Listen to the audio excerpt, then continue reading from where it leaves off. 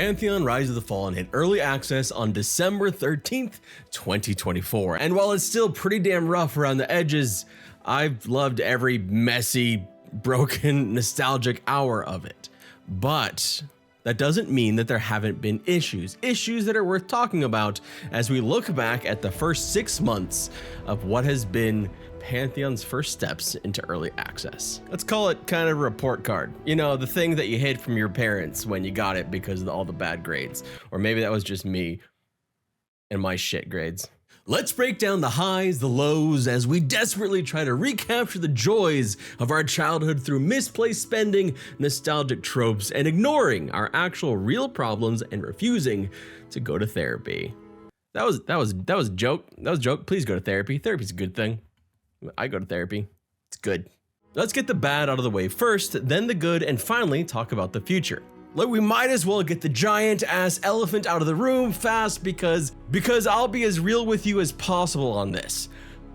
It's drama and I don't care about drama. I just really don't. I didn't care. I even mentioned in a video when Ashes of Creation was going through some drama with their shit earlier this year. I don't care about the drama in Pantheon either. But I'm also a content creator and a lot of people actually reach out to me about stuff like this. And it's also something that was mentioned in a lot of the reviews that I was looking at, the more recent mixed reviews of Pantheon. So it would be wrong for me not to at least talk about it and talk about why it was an issue. To catch everyone up, some players accused a dev of spawning mobs for a guild that they were friends with. VR denied it, but also pulled that dev from face-to-face interactions and reworked how to do said face-to-face interactions between devs and players. Whatever actually happened, it ended up being a self-inflicted wound from VR that roiled the community for a while. Optics are very important, and on that optics front, VR has to be held accountable.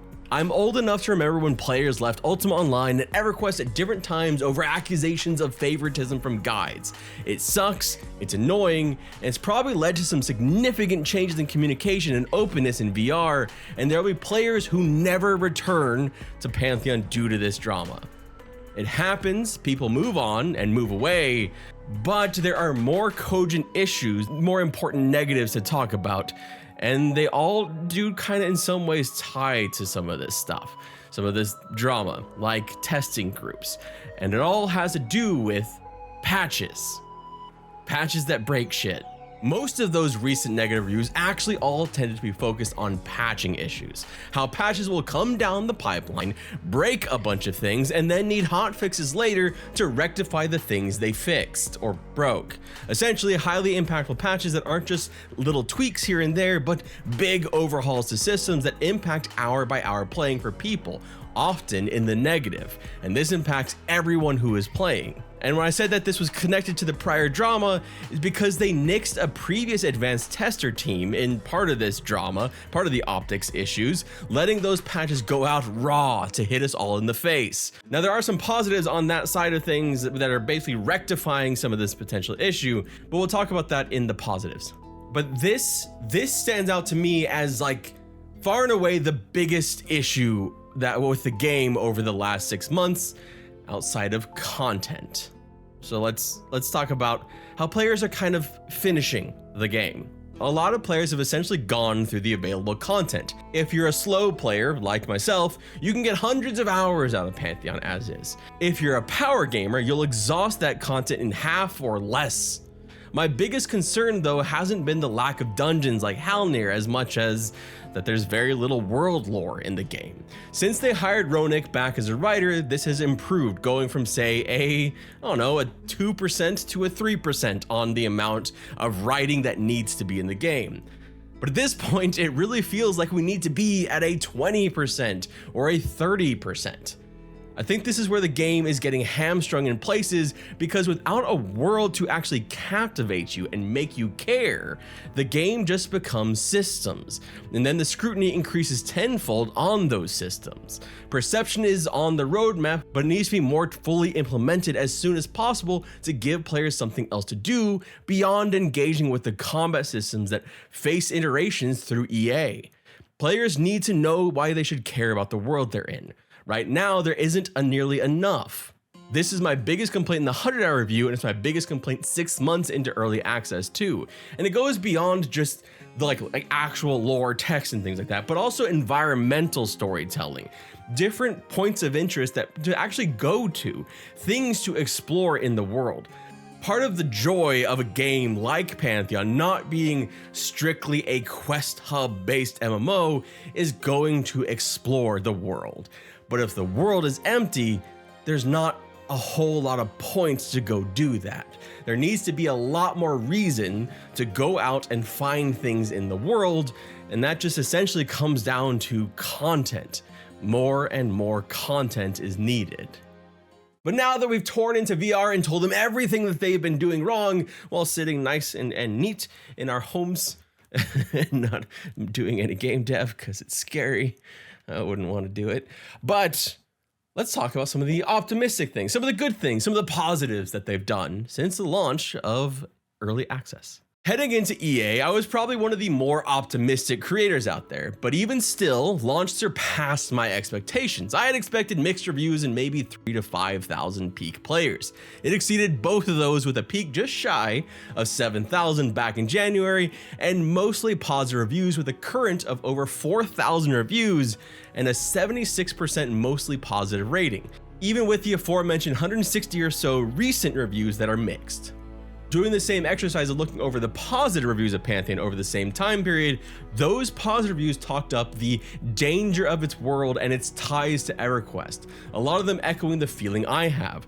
The game captures the feeling of early EverQuest in a lot of ways, but an incomplete version of it. Many of the positive reviews also mention that yes, the game is incomplete and there are content droughts, at least for big content. In some ways, VR has proven one of my fears wrong. I worried that after EA, they'd kind of collapse under the work that they'd been doing leading up to it, all of that kind of burnout leading to an end.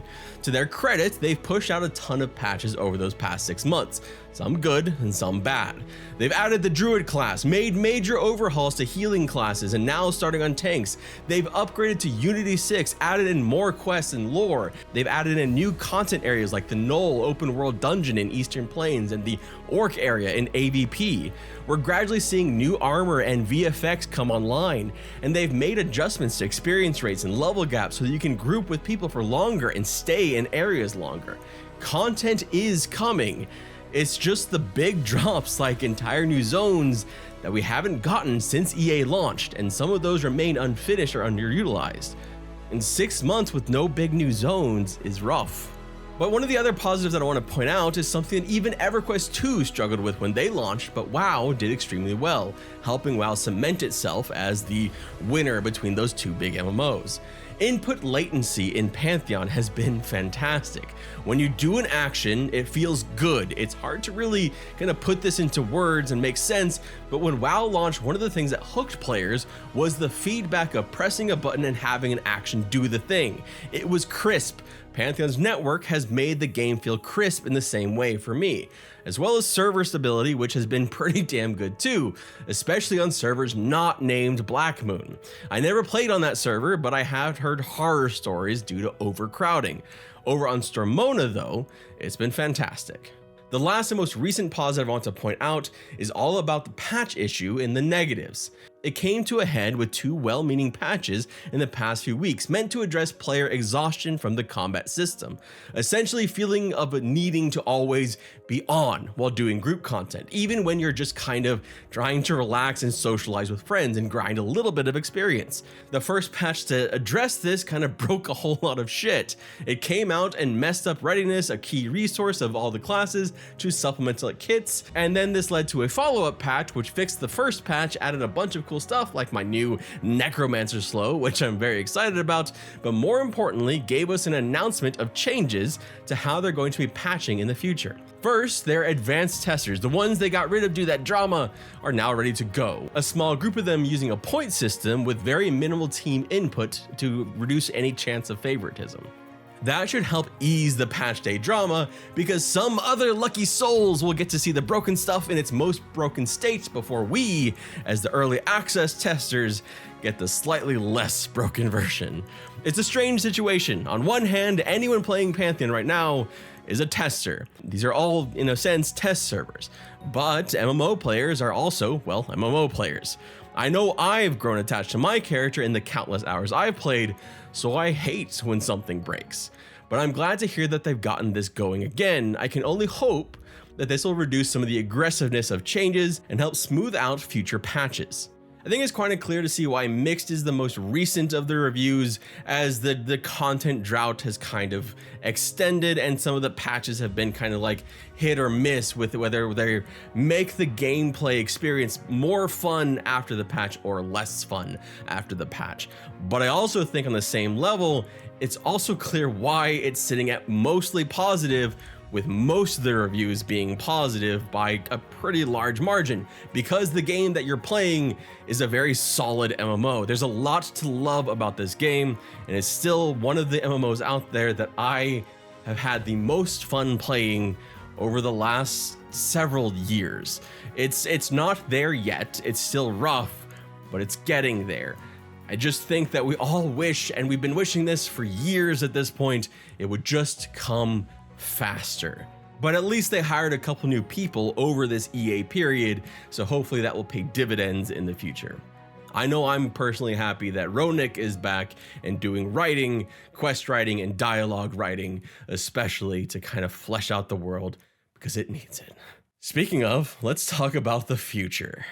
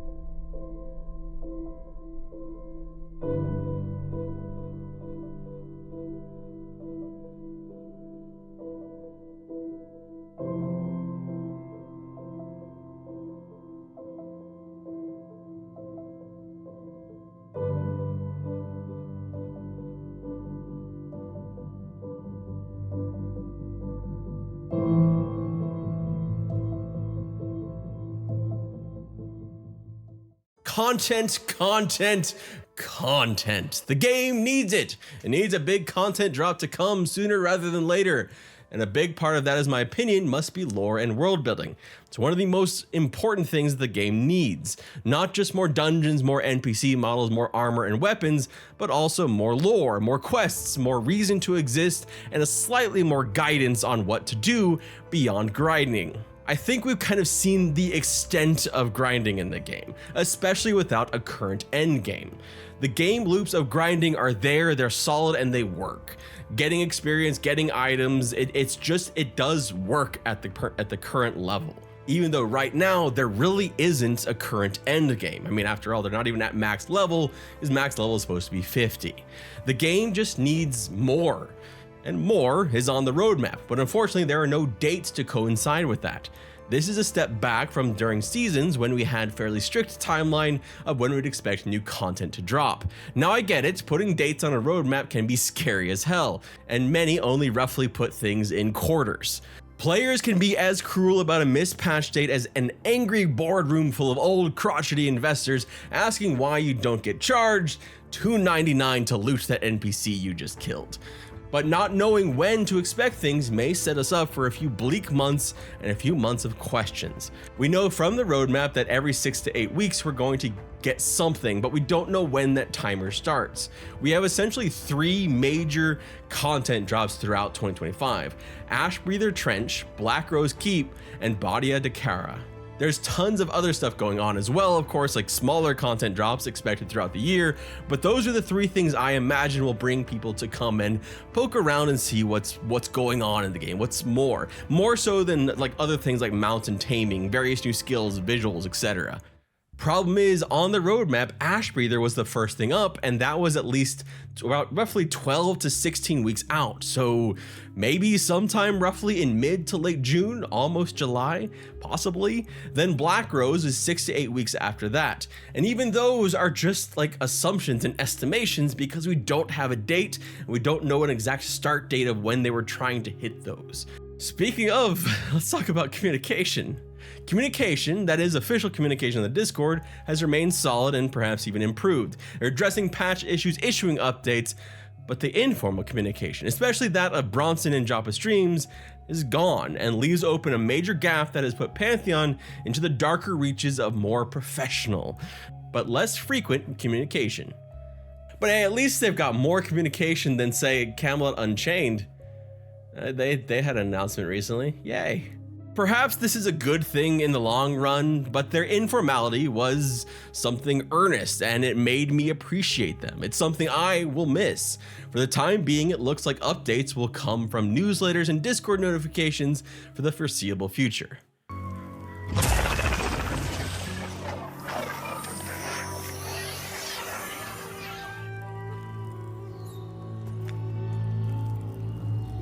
What do you think?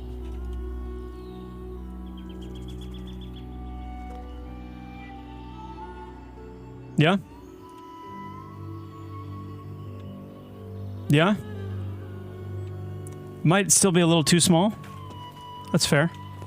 There you have it, 6 months of Pantheon early access and about 2,200 words of me just yapping about it. And I think at the end of the day, we could really kind of safely say that if we were going to grade this time, probably like maybe say a B- or maybe a C+ would be like, it's passing, right? The early access launch was great. And then since then, it's kind of been treading water a little bit. We've gotten some good patches, some bad patches. So probably B-, C+ makes sense to me. But the really important grade isn't going to be this one at the halfway point. The really important grade is going to be at the end of the year, at the end of their first year of early access, and looking back and seeing what they hit of their roadmap that they released, if they exceeded or if they fell short. I think that's going to be one of the biggest indicators of what we're looking at for this early access period for Pantheon Rise of the Fallen and what to do from there. If you want more details on the roadmap and you want to hear me yap a little bit more, I cover the roadmap in this video right here. My name is Edward Flynn. Thank you so much for watching, and I hope you have an absolutely wonderful day.